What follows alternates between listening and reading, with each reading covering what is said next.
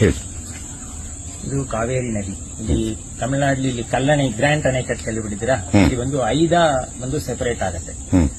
ಕಾವೇರಿ ಬಂದು ವಡವಾರು, ವೆಣ್ಣಾರು, ವೆಟ್ಟಾರು, ಕುಡಮುರುಟಿ, ಕಾವೇರಿ ಆಯ್ಕೆ ಅಂತ 5 ಇದು ಬಂದು ವಡವಾರು ಅಂತ ಹೆಸರು. ಇದು ಕಾವೇರಿಯೋட ಒಂದು ಬ್ರಾಂಚ್. ಇಲ್ಲಿ ತಾನು ಬಂದು ರಾಯರಿಗೆ ಬಂದು ಸನ್ಯಾಸ ಸ್ವೀಕಾರ ಆಗತ್ತೆ. ಸನ್ಯಾಸ ಸ್ವೀಕಾರ ಆದ್ರೂ ಪಟ್ಟಾಭಿಷೇಕ ನಮ್ಮ ತಂಜಾವೂರು ಪ್ಯಾಲೇಸ್ ಆಗತ್ತೆ. ಸನ್ಯಾಸ ಸ್ವೀಕಾರ ಆದ ಕಾಲದಲ್ಲಿ ಇಲ್ಲಿ ಬಂದು ಒಂದು ಸುಮಾರು 12 ವರ್ಷ ತಪಸ್ ಮಾಡ್ತಾರೆ. ತಪಸ್ ಮಾಡಿಬಿಟ್ಟು ದೇಶ ಸಂಚಾರ ಹೋಗಿ ಜೀವ ಬೃಂದಾವನ ಮಂತ್ರಾಲಯ ಇಡ್ತಾರೆ. ಮಂತ್ರಾಲಯ ಆದ ಆಮೇಲೆ ಇಲ್ಲಿ ರಾಜನಿಯ ಕನಸಲಿ ಬಂದು ನಾನು ತಪಸ್ ಮಾಡಿದ ಜಾಗದಲ್ಲಿ ನಂಗೊಂದು ಬೃಂದಾವನ ಮಾಡು ಹಾಗೆ ಅಂತ ಕನಸಲಿ ಆಜ್ಞೆ ಆಗುತ್ತೆ. ಆ ರಾಜನಿಗೆ ಬಂದು ಎಲ್ಲಿ ಮಾಡೋದು, ಇದು ಕಾವೇರಿ ತೀರ, ಇದು ಸ್ವಲ್ಪ ಒಂದು 30-40 ಕಿಲೋಮೀಟರ್ ಹೋಗತ್ತೆ. ಅದ್ರಲ್ಲಿ ಎಲ್ಲಿ ಬಂದು ಅವನಿಗೆ ಬಂದು ಮಾಡೋದು ಹಾಗೆ ಅಂತ ಅವನಿಗೆ ಬಂದು ಗೊತ್ತಾಗೋದಿಲ್ಲ. ಅದಕ್ಕೆ ಮರುದಿನ ಬಂದು ಹೇಳ್ತಾರೆ, ನೀ ಬೆಳಿಗ್ಗೆ ಎದ್ದು ಹೋಗು, ನಿನ್ನ ಮುಂದೆ ಒಂದು ಸರ್ಪ ಹೋಗತ್ತೆ. ಆ ಸರ್ಪ ಹೋಗಿ ಎಲ್ಲಿ ನಿಲ್ಲತ್ತೆಯೋ ಆ ಸ್ಥಳದಲ್ಲೇ ಬಂದು ನಾವು ತಪಸ್ ಮಾಡಿದ ಜಾಗ, ಅಲ್ಲಿ ನಂಗೆ ಬೃಂದಾವನ ಮಾಡು ಅಂತ.